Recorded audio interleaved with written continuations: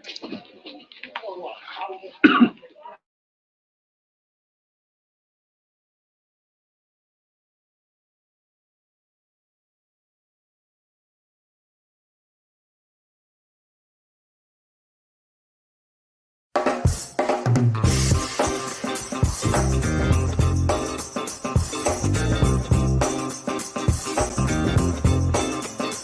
gotta be against the law to look this damn good. Cause baby, I feel real good and I wish I would. It's gotta be against the law to look this damn good. Everybody watch out. Watch out now.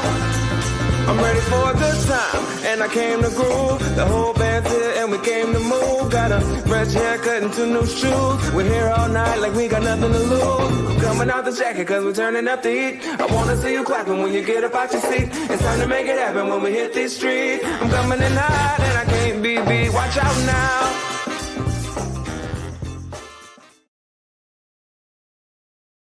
Are you local to our store? Hello, world. Welcome to another Chuck Levin's Live. Yeah, Maryland, right outside. I'm Adam Levin. We got Paul Shine over here. We're still kind of open right now. Yeah, It's closing time, but you know, people from all over the world caulking. Thanks, Paul. Yep, 6 o'clock, which means we're live, but still got some people in the building, so bear with us as we kind of close down here. And just a little warning, we got a nasty storm outside, so if we go dark, just bear with us because we'll figure this out. But super glad to be here. Episode 17, doing this 17 weeks straight. Pretty crazy to think about that. Yeah, things are cranking here at the store. We're open. Come on in, try some stuff out. You know the drill. Same as it has been the last couple weeks. We're still here, still got our masks on. That's why me and Paul are wearing them right now until the store's cleared out. But otherwise, you can come riff it out. You can check things out. You can jam. You can have some fun. You can talk to the guys, hang out, have some fun. We're here. Love to see you. Music is cranking, so we'll have a good time. We're just going to get right to it today. We got a great, super cool episode today. We're going to be talking to the guys from Spector, which has been one of the most fun brands to deal with in the last couple of years, putting out amazing stuff, working really closely with our guitar department to develop some of the craziest looking, coolest basses I've seen come through ever. So we're going to dive into that stuff. But we got, as usual, we got some super cool giveaways today. So we'll start it off. Tag some friends, guys. If you are here, tag a friend, bring them on in, and you're entered to win a Spector Fly 3 mini bass amp. And as usual, we're going to have 2 big dudes from Spector. We got John Stippell and we got Doug Wimbish.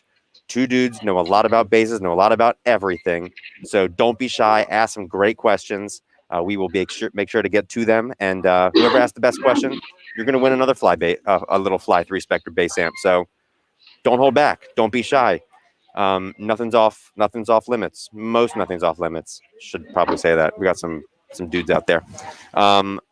People that are watching, love to see you. We got David, Bojan, Willie, Dave, Evan. Thanks for being here. We appreciate it.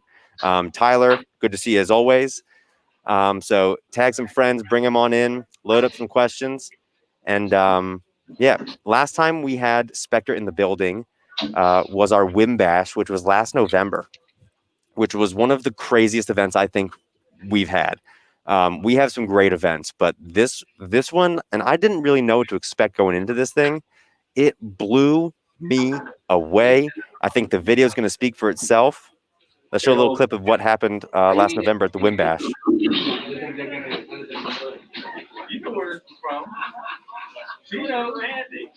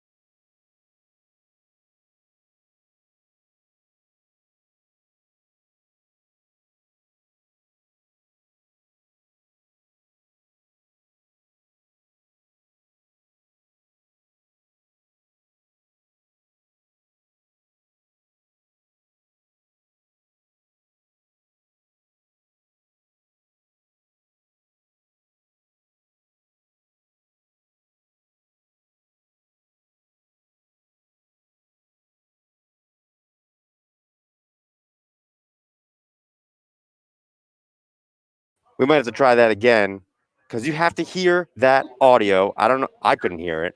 So we're going to have to get that teed up again because you got to hear that to understand how wild that was. There were the kids were Little Asmar and I forget the other kid's name. These guys were animals, and Doug just lit the stage on fire. I've never seen that stage so hot, so spicy. It was crazy. You could tell by Doug's face that it was just straight fire. So we'll get the kinks worked out on the technical side of things here. But I think while we're dealing with that, I'll let the guys behind the scenes tell me when we're ready to roll that video again. In the meantime, let's bring on the Spector guys. Let's bring on John. Let's bring on Doug. Hey, John. Hello, everyone. How's it going? Welcome, Doug. How's it going? Good. Good to have you guys back. Yeah. Kind of. Glad to see you guys. I mean, wish we could have you here just like tearing it up again. I know we'll do it soon, but this will do for now. Good. Yeah, I got to say that was one of the best events I've been to as well. We've done a few of them, but there was really something special about that afternoon with Doug and the boys. So just the stars aligned, and it was just nasty. It was wild. Absolutely. I walked into that room and I had no clue what was going. I was like just blown away by insanity and awesomeness. So why don't you guys introduce yourselves? Just kind of give those watching a little rundown of like who we're talking to and kind of what we're in for. Sure. So my name is John Stippell. I am the global brand manager for Spector Bases. Over the years, about 5, 6, 7 years now, I've been working really closely with Stuart Spector, the namesake of the company. Initially, I was working for Korg USA, who is the distributor of Spector Bases here in the United States and in Canada. And about 2 years ago, Stuart decided that he's kind of more interested in maybe entering retirement, learning how to fly fish a little bit better, and he decided to sell his company to Korg USA since we had such a good and long relationship. And since then, I've kind of taken the reins from him, overseeing the manufacturing and the brand in general. So we're still rolling up in our brand new Woodstock workshop up about 2.5 hours north of New York City, where we handcraft about 200 to 250 bases a year, all built to order, all custom spec'd, many of them that you can see, adorning the walls of Chuck Levin's. That's where that's our crown jewel. Those are our instruments that we say are built to last a lifetime, because they truly are. And that's really something that we take a lot of pride in. And then we also make a ton of instruments, including some of the ones you see behind me, in the Czech Republic. That's our Euro series. So I work very closely with our friends over near Prague in the Czech Republic to make some really great bases. And then also our Legend series and Performer series of instruments that, get down into the more manageable price points for beginner players, intermediate players, and stuff like that. So I spend a lot of time with products. I spend a lot of time with raw materials, working with our builders all around the world, making sure that we're producing instruments worthy of the Spector name. In addition to that, I get to spend a lot of time with guys like Doug, someone who really needs no introduction, but we're honored today to have Doug Wimbish here, and I'll let him say a few words now. Okay. Hi, I'm Doug Wimbish, and it's a pleasure and honor to be here today to be a part of this lovely event at Chuck Levin's. My career started off 1974. I was a session bassist at the label called All Platinum Records. That label transitioned into Sugar Hill Records, which was at the birth of all hip hop. From there, I went on to work with Jeff Beck and Mick Jagger, went over to the UK, worked with Annie Lennox, many other artists, so on and so forth. But my introduction to Spector came in 1980 when I saw a friend of mine, Aaron Mills, playing that. And from there, I was hooked. So since then, I have participated in my journey of playing Spector basses and putting them on many records. I'm currently playing with the band Living Color. I've been with them for quite some time. And I also have an event called the Wimbish that helps showcase young up-and-coming artists across the world. So again, the reason why I'm here is I was that little boy at one time, and I'm here to help support the next generation.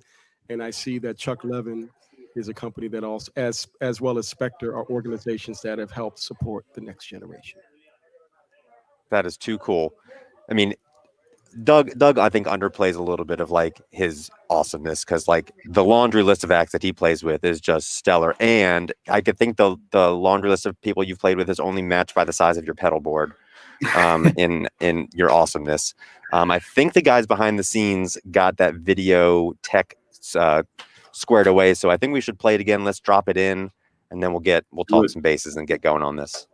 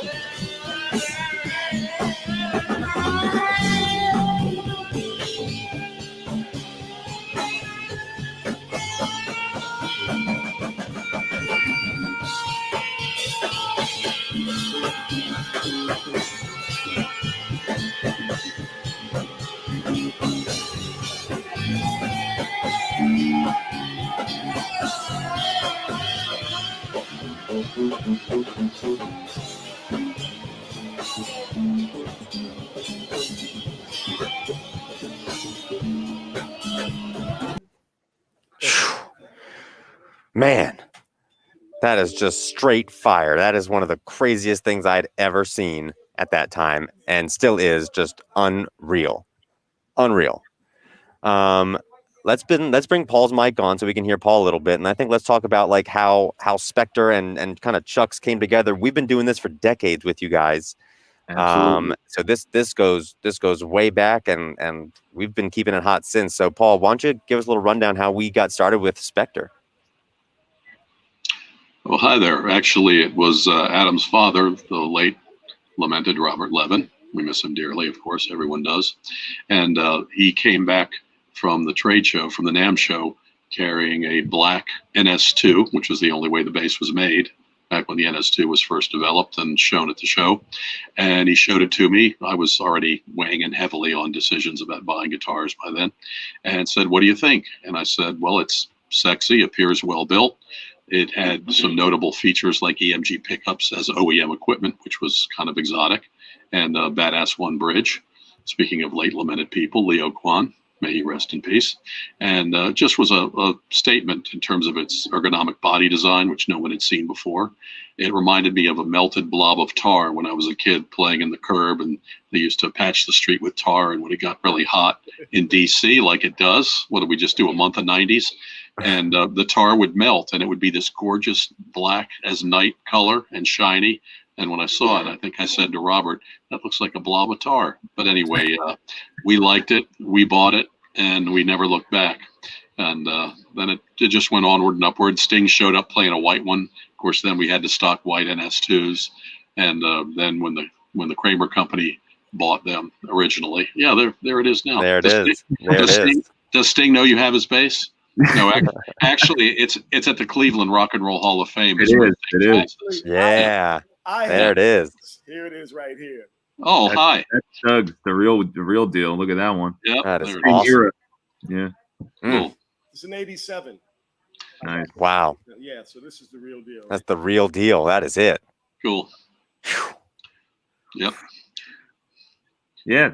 I mean, Paul, I remember you told me that story when I visited the shop a few years ago. And I think that really says a lot about the history of Spector and the great relationship we've had with dealers like Chuck Levin's over the years. But you touched on a lot of things there that I think, some players may not take for granted, but, Stewart and his brand were really at the head of, they were leading the curve or leading the pack, so to speak, when it comes to boutique basses. And, with neck through construction, which was a relatively new thing, only really Rickenbacker had done that before. The ergonomics of the actual instrument itself, so if I just grab one here and you see that there is no flat surface on this bass, fully carved 16-inch radius, top and back here. Of course, as I mentioned before, neck through construction. So no neck plate there or any screws to get in your way. 24 frets, every fret accessible. And of course, this shape, which is iconic. I mean, simply iconic. You mentioned Sting, who was the guy who really put it on the map, but so many players really gravitated towards this, especially throughout the 80s and the early 90s. EMG pickups, which we still proudly use. I mean, this has become a household name, of course, but at that time, Rob Timmons from EMG and Stuart Spector, this was the first time you could get an EMG pickup as an OEM component, like as Paul pointed out. Our bridge design, everything about this instrument is completely of its own. It's completely unique, and it's a really inspired piece of gear that I think has gone on to then inspire a lot of players. So, I mean, that's a perfect way to talk about kind of this brand and what it really means to bass players. Doug says something all the time that I think is really eloquent and really says a lot, whereas Leo Fender was definitely the father of the electric bass and the passive instrument. Stuart Spector brought it into the active era, so you're having active pickups, an onboard preamp, 24 frets, neck through construction, all of these things to really bring the bass out into the forefront, to allow a player like Doug to really express himself, and I'm sure he can speak to that more eloquently than I can. Well, I think you said it right there. And these basses they're just so well made. They're built for lifetimes, plural. Stewart was ahead of the curve when he created these instruments. What he did at the Brooklyn Woodworkers Co-op was amazing. There was Vinny Federo and Ned Steinberger and others were all there contributing to these what were to be future instruments. Stewart, his passion for staying true is what really attracted me to Stewart over the years. There's been brands that have taken ideas from what Stewart has done over the years. I always believe that what Stewart created, these Spector basses, were truly one of a kind. And my journey in the real, let's just say, my second era of making music, which came post Sugar Hill, was when I started to work with Jeff Beck and Mick Jagger. I was introduced to the Spector brand then. And when I got a Spector in my hands for the first time, and mind you, Stewart wasn't one to just flaunt and give out basses. Like, to chime in on what Paul said, when Stewart first would get with future endorsees, he had one loaner bass that he would actually present to a person to borrow. And I was fortunate enough to get one of those loaner basses. Why? Because I was doing a pretty high profile gig with Jeff Beck, Simon Phillips, and Mick Jagger. It was an amazing experience. I went from getting the bass in my hand to being in a rehearsal studio at SIR on the same day. And then 24 hours later, I'm in a studio. And the compliments that I got from everyone in regards to the sound of that bass, I'll never forget. It's the sign of a true champagne. So the tone, the way it plays, the way it feels, it's the shape of the note. And also for me personally, being involved in different styles of music, it gave me the confidence to know I could have one instrument that has many different characters. So it's a true work of art. It's unreal. What was it an NS2? Was that the first bass that you got your hands on? It was an NS2, and I had It's probably black, right? Like Paul said, right? Paul is right. It was a black NS2. It came. I had to wait for it. So did I. Stewart was not, that's what he did. He was like, no, it's right now. I'll give you a bass. But I kind of got Paul. I got moved up the ladder a little bit because I'm with Mick Jagger. So it does. Understandable. A few perks comes with that. Yeah. Jeff Beck. So it came quite quickly, and I was able to hold on to it. And I did the Primitive Cool record with that, and other records, so on and so forth. And then, I kind of held on to that bass for a while. I had it for about 6 months until I got this one. And what do you got now? Well, this is a 1987 Kramer era Spector. And this is the same bass that I got from Stewart in 1987. Can you guys hear me? Mm-hmm.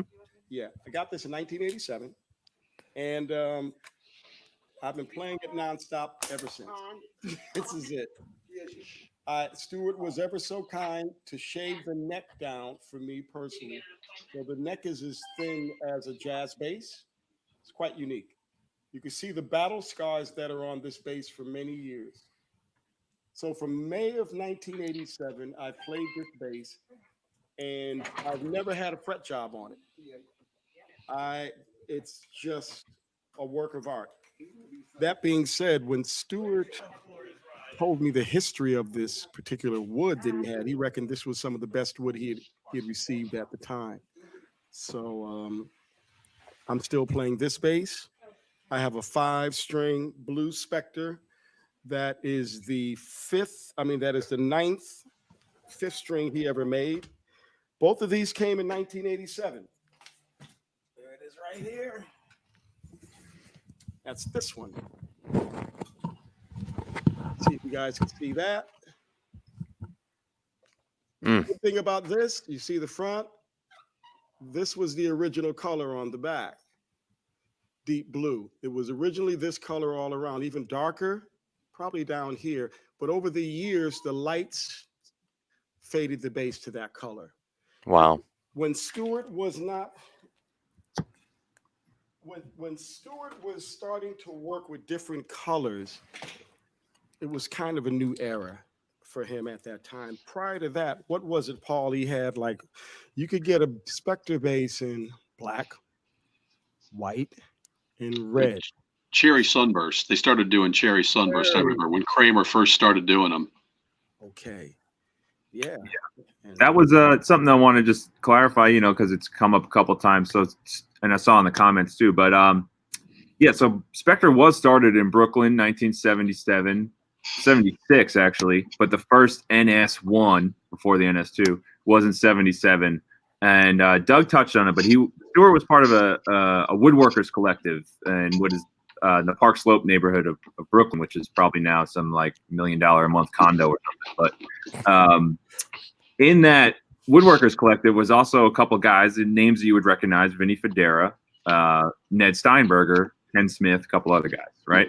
So Spector, the brand, brought all these guys together because Stewart was making guitars, Ned was making cabinets and chairs, and they got to talking one day at the lunch table saying, I got this shape, but I really want to do something that's never been done before. And Ned was all about ergonomics and studying, modern furniture design. So this collaboration, of this instrument is really between Ned Steinberger, who of course obviously made his name famous years later, and Stewart. And this whole contouring, 3-dimensional, taking into account the actual human body, as opposed to just a slab body. That was a true collaboration of something that's never been done before. Fast forward a couple months, people are really digging this, and Stewart needs help building them, and he enlists Vinny Federa, who of course went on to be extremely successful with his own brand. So I always like to think of Spector as kind of the birthplace of the boutique bass, and in many ways it was. Active electronics from Henry Zajac, who formerly was designing Mutron pedals, which of course are legendary, right? So EMG pickups, all these things. And then the Kramer era that's been referenced a couple of times. So Spector blew up. Sting started playing the bass. People were wanting these basses. You know, Paul was waiting 6 months to get another one to replace the one that he sold off the wall. So Kramer came in the mid 80s and purchased the brand and made a deal with Stewart, and they moved the production down to the Jersey Shore. And that's where, Doug's bass was made, and that's where Nicky Sixx basses were made, and Ian Hill's basses, and all these guys that, throughout the 80s and early 90s, guys like Mike Starr from Alice in Chains were getting these basses from New Jersey. Kramer came in with a bunch of money. They had Eddie Van Halen. They had the production. Stewart was finally able to go buy the best wood that he could possibly get his hands on, start experimenting with new finishes, all the things that Doug alluded to. And then that's like the next level of Spector. And that's when it really, really exploded. So there's a lot of rich history within this brand. I see what Paul's got there. Why don't you tell us? Paul, what do you got? Missing something? Yeah. You're missing something? There's Exhibit A right there. There What it do is. you got, Paul? Tell us about it. Well, we commissioned them to do a reproduction of their NS1 prototype, and here it is. Right down to the vintage badass bridge. Yep. Marzio pickups from Staten Island. The real deal. Gorgeous. I think we should dive into some of these basses, because recently we've been doing, like you mentioned some colors there and how you only used to get 3. Well, if you take a look behind Paul, We've displaced more than 3. a few more today. colors than 3 now. And I think to do that, we probably need to bring in the man, the myth himself. We need to bring in Carlos Romero, our guitar department buyer and manager. Carlos. Carlos. Oh, Welcome, how nice Carlos. of you to come. What's up, Carlos? How's everybody? We're good. Good, How are man. you, John? I like Doing good. Doing good. How do I look? All right? So, I think, you guys have been really working closely together to develop some of the craziest looking basses I've certainly seen come through. Why don't you tell us a little bit about just what the process has been like, and kind of how you guys have, Sure. what you guys have brought together. Carlos and I met a couple of years ago. We took a ride down to see you guys, and he was ready to go with Spector, and he knew all about it. But he had a challenge for us, and he said, look at the wall of basses I have right now. It's a lot of browns, natural finishes, dark colors. He's like, if we want to do something really special with Spector, you guys got to come with something different for the finishes. So he really challenged us. And luckily, we got a lot of really creative people up at the Woodstock shop that were up for the challenge. And I would have to say we delivered, but I'll let Carlos speak to that a little bit more eloquently, so to speak. I think we might have lost Carlos for a second. Oh, okay. Technical difficulties. We'll let him defend himself in that. Yeah. The gist, yeah. And even if you see right behind Paul peeking out, there are some of those basses that you pop right off the wall, and that's exactly what we were aiming to do there. Well, I can give you a little dog and pony show if you want me to do the Vanna White thing. I can bring them over and do one of these. Bring something over. Let us see kind of what we've kind of come to. We've come from 3 colors to insanity. So you want to know where the money went, Adam? Here goes. Yeah, let's see it. And while Paul's going to do that, we got giveaways, people. So let's see here. You can tag a friend. We're giving away 2. We're giving away 2 Spector Fly 3 mini bass amps. So tag those friends, bring them in, into the party. We got plenty to talk about, and keep asking questions. We're going to get to them a little bit later. We're going to try and stack some up, and then we'll just do a bunch of Q&A when we can, as soon as we kind of get through some of this stuff. So don't be shy. I've seen some great questions come through. Keep adding them. We got the guys behind the scenes catching the best ones, and we'll throw them in here. And we'll let Doug and John and Carlos and Paul answer them as best they can. You don't need to hear from me about those, but you could win something. So no harm in asking. So keep throwing them in there. Keep throwing them in there. Let's see that one. Yeah, that's gorgeous. I may not be prettier than Vanna White, but this is. What do we got there, Paul? This is a stunning, built in Woodstock, New York, NS5 Aguilar humbuckers. Matching turquoise inlays to match the desert island finish that Carlos told him to do. It's like you can imagine the shark is right here. You're running towards the beach right here. Beautiful thing. Definitely a one-of-a-kind, beautiful piece. Yeah, that was one that the Carlos and I, and actually really Taylor. Oh, there he is. Carlos, we're just talking about the desert island. Yeah, sorry. That's where that idea came from. Well, to be honest, I was trying to work out something like this for a while. I had the idea in my mind, and so I was trying to see who can actually made it happen. And when you guys came, I told you and Taylor, all these ideas about different finishes and woods and colors combinations, and I think within 3 months we got a good idea about what was coming. Which now has become an exclusive color for Chuck Levin's, for Washington Music, the Desert Island color. So we're very happy, and we're commissioning 5 more basses that are coming in different models, 6 strings and 4 strings and that kind of thing. Yeah, that one that Paul has is especially unique because we have the matching inlays on that too, which is really cool. Yeah. That was a special for NAMM to show off some of that, Yes. That's true. I mean, they call it show business. I mean, you're supposed to frighten the audience. That's right. Looks great. Pops out. Yeah. And so how did we get from like the NS series of basses to the X series, like these wild looking, completely different stuff?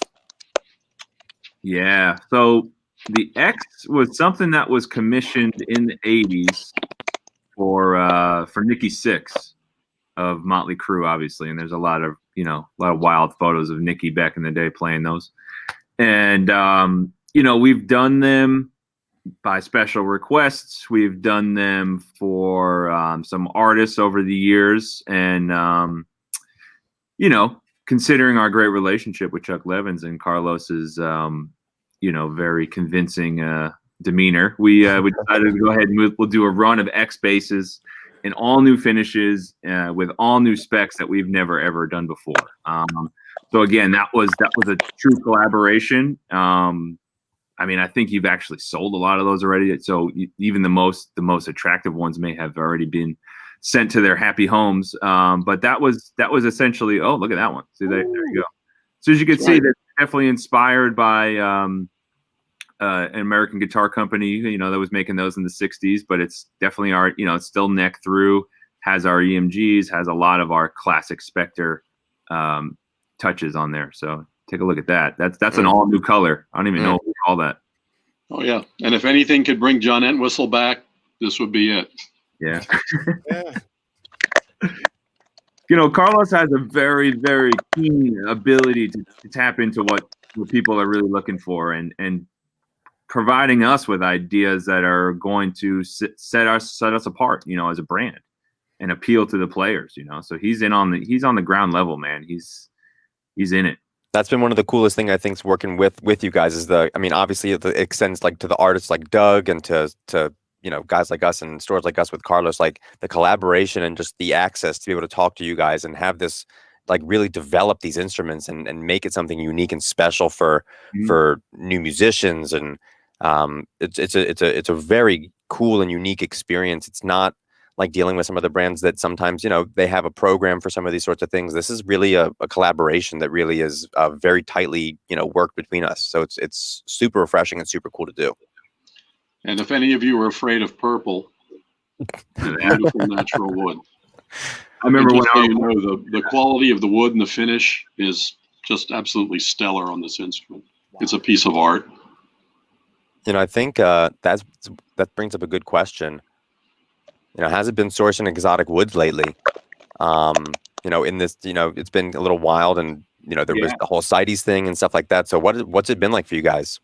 That is a really great question. We're known for using really high quality quilted maples. We're known for using high quality flame maples, and I'll be honest; those have been tougher to come by. You know, we have some really great suppliers. All of our stuff comes from the Pacific Northwest, near the Olympic Peninsula, up in Washington State. And we're not, you know, Adam, like something you just said, you know, we are a small company. We work really closely with our dealers and our artists. So we're not some of the big guys that are able to, you know, buy entire trees and put our names on entire forests, you know, so to speak. So we have to get a little bit creative with the way that we source and the types of woods that we use. And luckily, due to the design of our instrument, our dimensions are a little bit smaller, again, referencing that smaller, kind of more comfortable ergonomic design. And we get to use pieces of woods that other bigger manufacturers wouldn't necessarily be able to do. So we luck out in that sense. And also because we make so few instruments, especially up in Woodstock, we can experiment a little bit more. So we've been having really, really good results with experimenting with maple burls and different species of maple, you know, Buckeye burls, walnut burls, all kinds of different. We're even experimenting now with maybe some cedar and some other some roasted tone ones, things like that. So because of our size, we're a little bit more nimble, you know, and while we may not be able to buy the whole log, so to speak, we are able to pick and choose some really, really nice stuff. Super cool. Yeah. There's another question I think it's just cool that goes in kind of like the design, like how you guys came about. It's about, let me find this thing. This one. So Evan asked, how did the choice for active pickups and basses come to be? You know, that kind of like, that was part of what you were saying, that was like Spector's, you know, staple on the bass world. So do you know how that came about?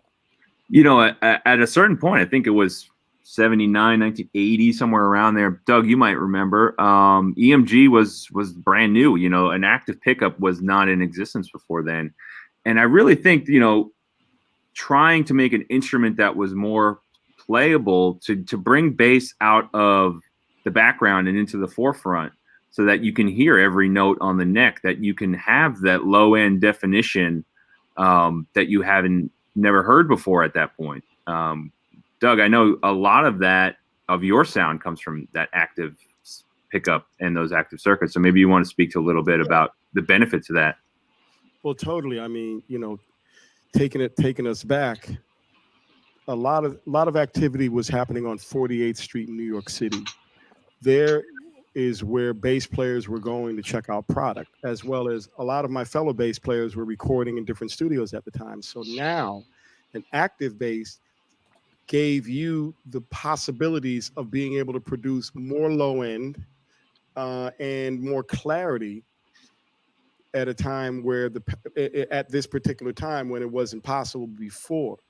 So as a studio bassist, it became more comfortable to play with an active bass for certain songs because of the sonics of what was coming out and the clarity of the bass. And as an engineer would hear what you're doing, it became easier for him to be able to mix that sound into the different tracks. So on one level, it was like, okay, we're going from passive to active. But at the same time, at that time, what was happening?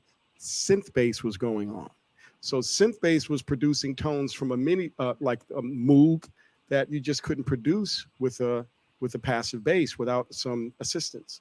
So having an active bass was able to give us bassists a way to compete with the changing of the times. Prior to that, it was almost like, you know, there's nothing like a passive bass, nothing like the instruments that I grew up playing, but the music was changing. So it couldn't have come at a better time. I was one of the first ones to actually kind of hear active basses, one of which was, again, you know, Stewart. You know, his Aaron Mills had an active, I believe it was an active bass that he had, the second version of the second bass he got from Stewart. But regardless, it was when you heard, having an active bass gave you, in my opinion, as a studio bassist, more flexibility to be able to participate in the recordings that were being done at that time. Dance music, funk, you know, it's just things were opening up in the late 70s, early 80s. and having an active bass gave you a better tool. Prior to that, it was almost like sometimes it was like, just imagine going to battle and everybody else has an Uzi and you have a Cub Scout knife. The actual active bass gave me an Uzi in order to be able to compete. Whether I needed it or not, it was something that was essential to be able to have in your arsenal. And more on since we're talking about pickups and stuff, we got Anatol, who I think is watching from Albania or something super far away, Wow. which is awesome. So he asked, did EMG pickups define Spector bass's sound? I guess, originally, was that really like the defining factor of a Spector bass? And then I'm kind of curious how pickups have evolved in Spector basses, and Doug, curious, like what have you found to be like your configuration of choice and what you prefer to use in your basses these days? Well, it's the same that I've been using ever since I got my 87 Spectors. And I use a PJ configuration and a jazz configuration with the Has preamp. And that has given me enough stability to be able to produce different sounds and textures over the years and over the different styles that have come since then and what's happening right now. So EMG has to me, it has a good solid tone. It's not noisy. To take you back a little bit, when I was recording in Midtown Manhattan, and I would take, the Empire State Building was a villain. So whenever you would record, you would have to, as you were playing, you'd have to move, not face the Empire State Building and move in a different direction so you could actually play without a buzz coming up, right? And then we actually would take alligator clips and take it from the bridge to the actual board to stop the buzzing. So these are things people realize that were happening at that time. The EMG pickup was able to nullify all of that. And what does that mean? That means less time fiddling around with an instrument. What does that mean? That means the engineer and or the assistant engineer is now smiling because he's not there trying to fix a sound that you think sounds blazing. And but everybody else is like, hey man, this stuff's buzzing. What are we gonna do about the buzz? Okay, well, when the track is over, we'll try and fix it. There's no fixing after. You have to get it before. So these are the realities of what took place behind the scenes. So an EMG pickup to me was a gift from the gods. A PJ configuration gave me the capability of being able to have just the front pickup on as a precision for that precision sound, and also having the jazz pickup on if I wanted to go for a Jocko vibe or whatever, put it right in the middle. You have the best of both worlds. And also with the sensitivity of a Spector bass, the positioning of where you actually hit the note became more diverse. It expanded. So the energy that I had to put into playing the instrument could be as subtle as I needed it to be, and the sound could be fat, or as hardcore as I needed it to be, and it could be aggressive. Very diverse instrument with a very diverse pickup, second to none.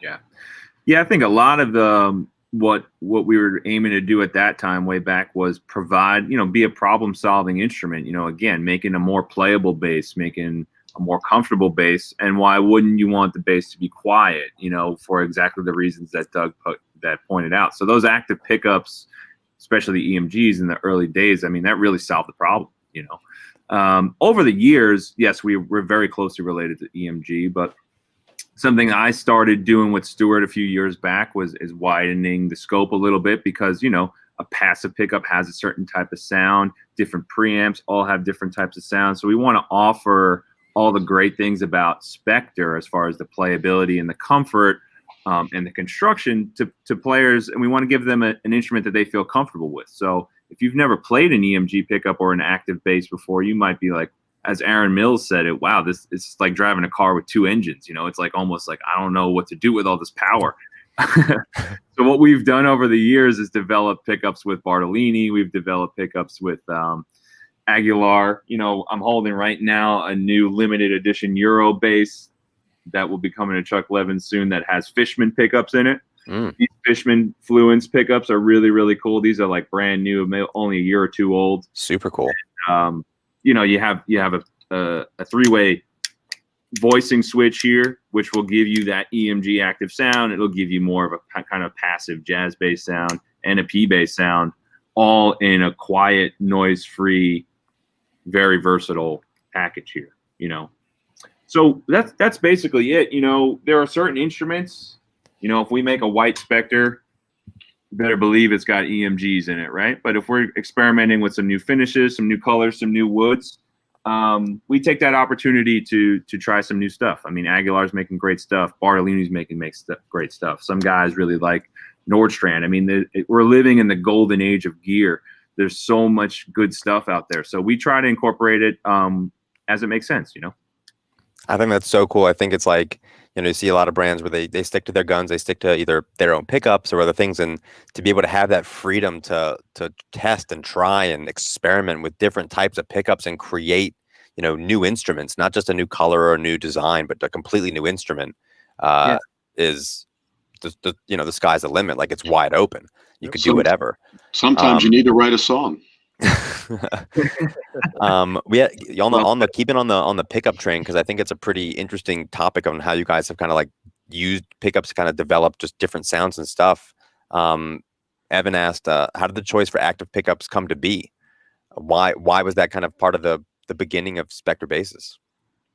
Again, I think it's just because it was available and no one else was doing it. And, you know, Stuart and was just lucky enough to meet Rob at EMG at the right time and said, hey, you got these instruments, I got these pickups, let's give it a shot. And just so happened to work. And, you know, I think, again, getting back to what Doug said, you want to provide an instrument that's versatile. You want to provide an instrument that solves a problem. And at that time, it was definitely solving a problem. You know, not having to deal with maybe some of the buzz of a single coil pickup, or some of the low end frequency that you're not getting from a precision bass or something like that.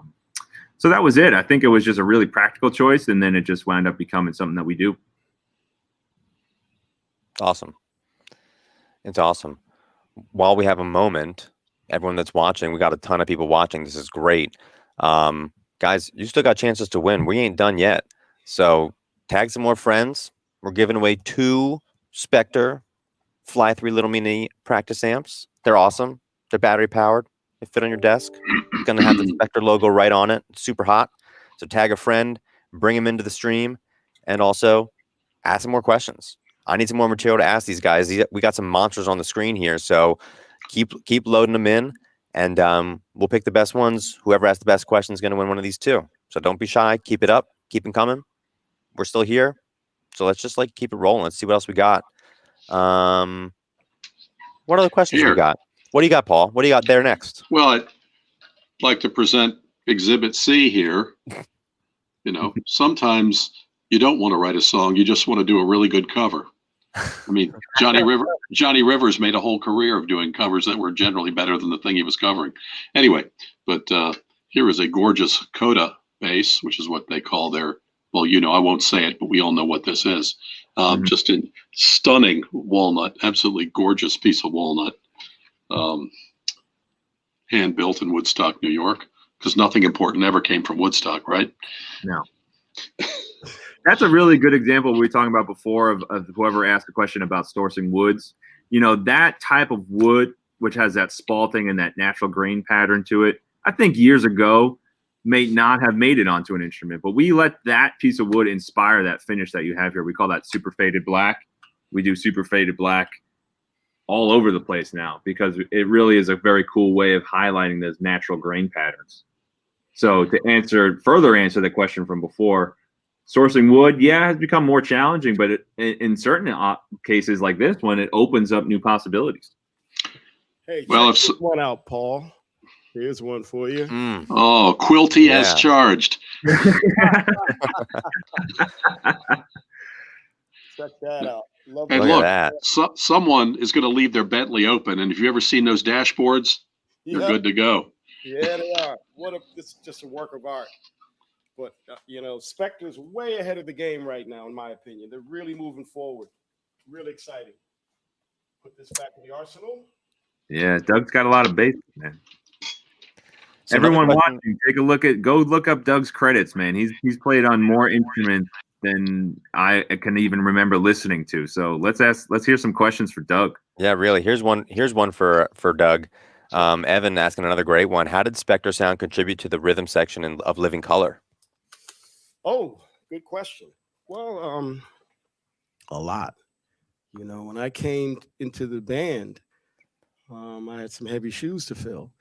And one thing that I brought to the band was sonics and definition of sound, being able to reproduce what the band had done previously to my entrance, and also bringing another tone to the band in a sense. And that tone was the Spector basses. I mean, they really popped out. First record I did was Stain, and one of the first songs we did was a song called Go Away, and also Ignorance. But and those are, one is cut in a 4-string, one is cut in a 5-string, but the definition, the shape of the note helped just bring Living Color in a sense into another sonic era as well. So all the recordings on the Living Color albums since I joined the band, which was at the beginning of 1992, have all been recorded on Spector basses. I used one bass for one song, which was I was in the studio with Pierre de Beaupart, and long story short, I was blessed to be able to record with James Jamerson's. He had one of his precision basses, and that's it. All the rest of them were Spector. I won't hold that against you, Doug. Okay. But it really does. These basses just punch, you know, and it's again, it's like it's the player understanding the frequency that he has to produce, and understanding how to play the song first, and how to blend with the drummer and the guitar player and a vocalist. Like a band like Living Color, everybody's quite unique. My job, in a sense, was to bring a sonic that can help shape the band's sound with the low end that punches through Will Calhoun's, you know, very deep aggressive playing, and Vernon Reed's monstrous playing, while Corey's just crooning. So the Spectors just really, in my opinion, helped round the band out in a sense, sonically, in my opinion. Let's keep the questions going for Doug. Steve Jenkins. Shout out to Steve Jenkins, phenomenal bass player. Chuck Levin's family member. Steve, good to see you here. He asked Doug, what was happening at the end of Go Away? Was that a fretless? Go Away. No, that was not a fretless.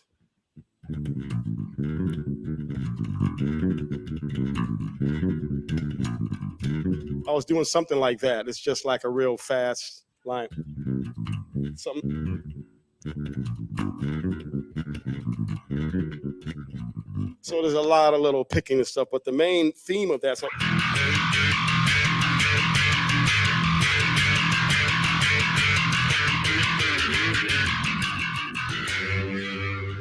you know, these basses have such diversity that you can go from grinding to like just the most subtle tones. So for you, Steve, guys, check him out, Steve Jenkins, huge fan, phenomenal bass player.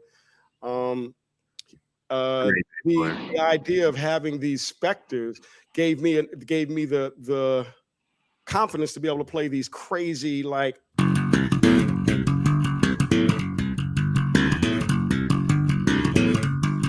so now if I had a little bit of love to it,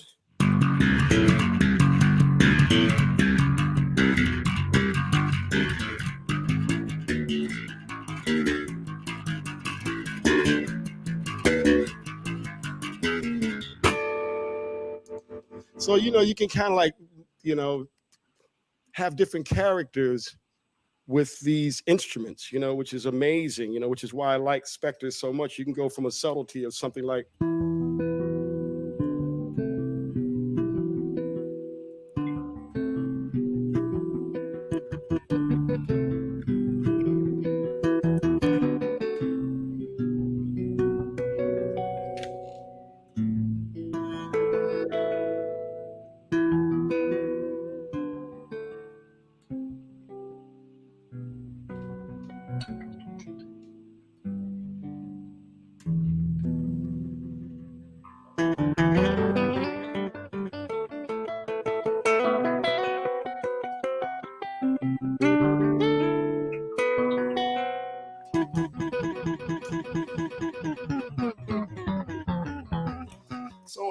forth. So they're just so diverse with what you can actually do with the instrument.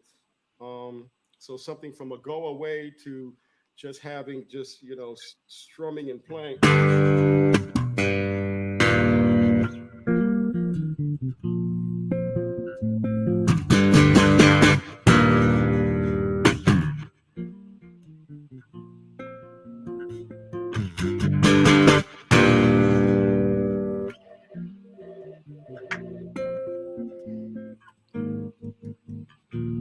So there's so much diversity with these instruments that where you never lose kind of like the characters of things that you kind of hear, you can actually get there with this instrument. You know, I've been able to acquire, you know, just kind of like play different styles that I can only kind of like do on this bass, you know what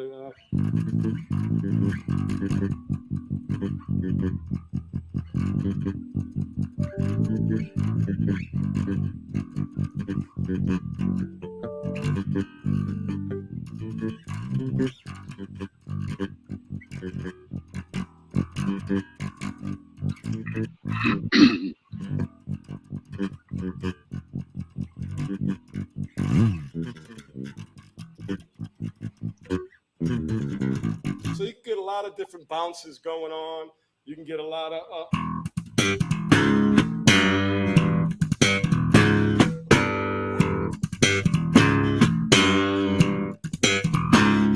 stuff like that, or subtleties like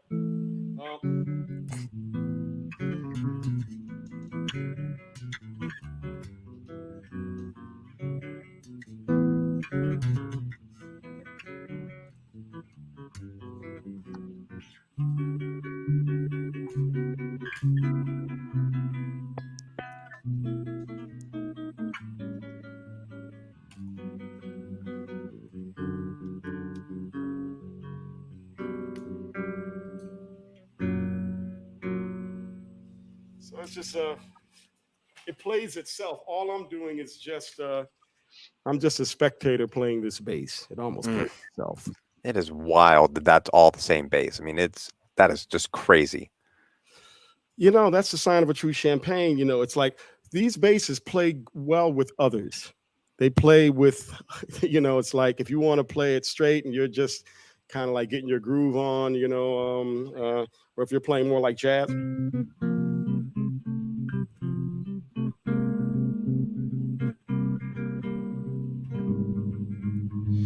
So you can get all those kind of textures going on, or you can actually kind of like really grind it up.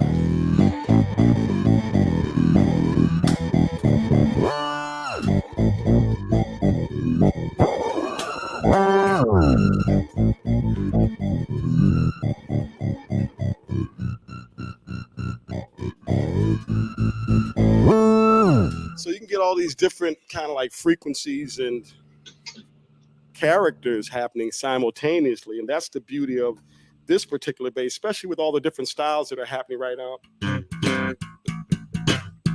Or you know, there's so many different. It has a good response, man.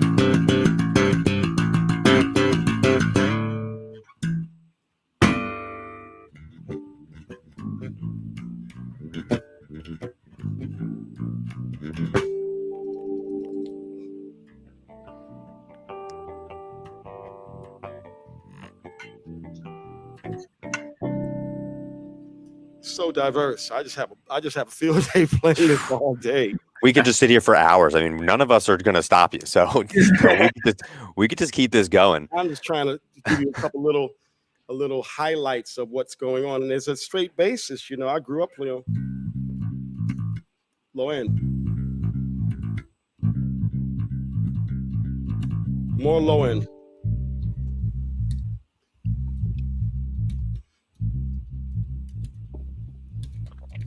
So it has so much diversity. That's EMG pickups, just tapping the bass. You know, the character that this particular instrument and Spectors can produce. It's all up to you. It's if you want to keep it as you know, just if you're a funk player.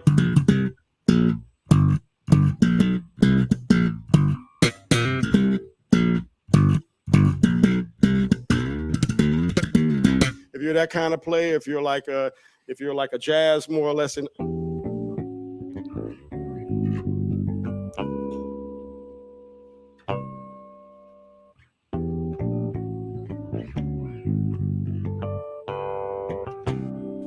You have all that flexibility going on. So it's got many different things you can do with this instrument that is just, without me getting too artsy fartsy and stuff, it's amazing what Spector has done over the years. Look, this is a 1987, still playing it. It's wild.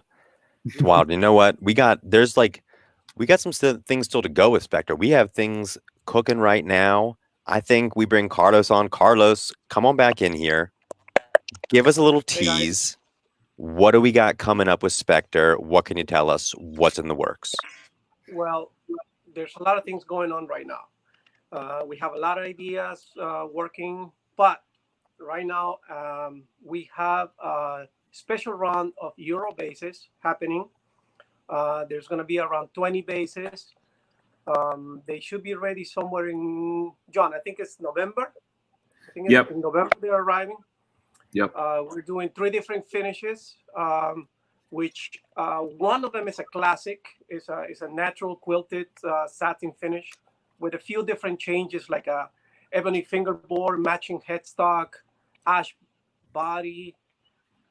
And then we're doing a couple different new colors that they've never done before. That's kind of cool. And we're still working with new ideas to do the USA stuff. I think probably in the next 3 months, we'll come up with new colors, new ideas, new models.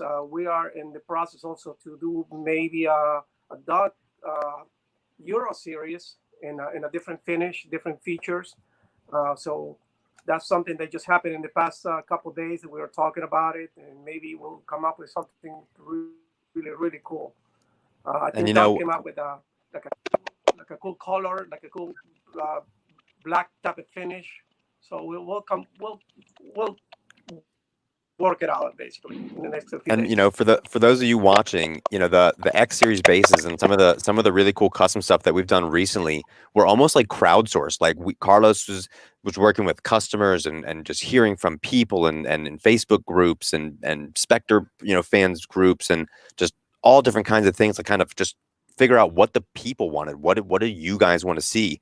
And that's how cool this relationship is. This is not just like us in a room just deciding what the coolest bass coming out is going to be. We want to make the basses that like the people want, that the players are actually going to want to play. These are not just like pieces of art. These are, as I think we've all seen, Doug, like these are phenomenal tools of the trade. Like this is the real deal. So if you are deeply passionate and you just are dying to see something come to fruition, let us know. Hit us up. Give us a call. Email us at live@chucklevins.com. That's our email for the live stream, or sales@chucklevins.com, or just hit us up. Instagram, you can hit us up on Instagram at Chuck Levins. Facebook, you can find us Chuck Levins Washington Music Center. We just love to hear from you because this is as much about you guys as it is about these instruments. So we really want to make it what you guys want to see. So let us know. Let us see what's going on, because as you can see, just from the brains of you know the guys on this stream, just pour out amazing instruments. So this is really a community effort as much as it is a collaborative effort between Chuck's and the artists and Spector. So I think without further ado, I think we should give away these amps. I think it's time. We could keep on going for hours and hours, but I think we got to do it now. Otherwise, you know, people are gonna get too antsy. So guys behind the scenes, let's give our tag a friend winner. Let's pull them in. Let's see who won the first Spector Fly 3 mini bass. Evan J. Goldstein, congratulations. Great questions. I think we asked 2 of yours, so bravo. Good job.